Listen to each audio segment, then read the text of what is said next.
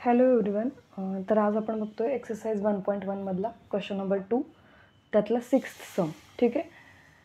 तर त्याच्यामध्ये 5 sin cube x 5 raised to sin cube x plus 3 हे फंक्शन दिलेलं आहे.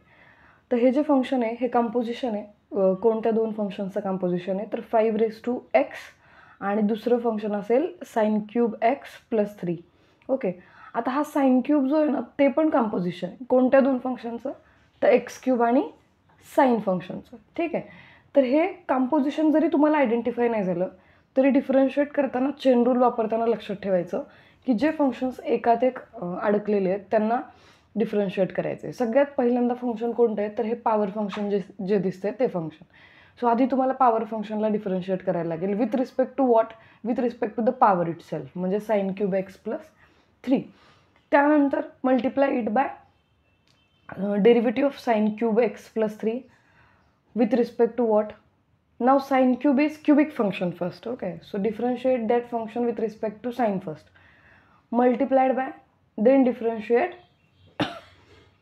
sin function with respect to x. असा तो अशी ती चेन येणार आहे आणि त्या चेनला तुम्हाला व्यवस्थित कॅरी करायचं. ठीक आहे. सो आपण बघूयात d by d x of 5 raised to sin cube x plus 3.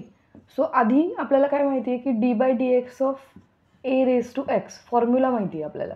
A raise to एक्सचं डेरिव्हेटिव्ह काय येतं a raise to x into log a, where a is constant and x is the independent variable. Okay. So it is equal to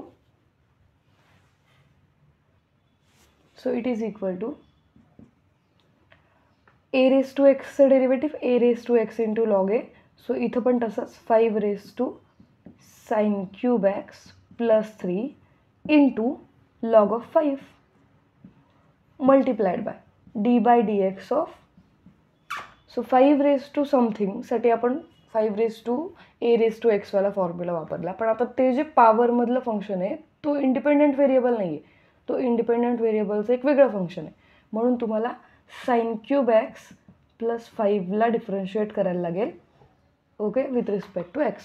So it is equal to 5 raised to sin cube x plus 3 into log of 5 into sin cubeचं derivative परत तेच with respect to x differentiate करायचं आहे. पण cubic function आहे आणि cube कोणाचं आहे साईनचं, म्हणजे आधी क्यूबला डिफरन्शिएट करायचं. सो कसं येईल 3 इंटू पॉवर आपण मल्टिप्लिकेशनमध्ये घेतो आणि फंक्शनची जी पॉवर होती आधी ती आपण एकने रिड्यूस करतो, म्हणजे साइन स्क्वेअर एक्स होईल मल्टिप्लाइड बाय. आता यातलं जे मेन फंक्शन आहे ते साइन फंक्शन आहे बरोबर. सो त्याचं डेरिव्हेटिव्ह घेऊन त्याने मल्टिप्लाय करावं लागेल. Derivative of 5 with respect to x it is 0. Okay.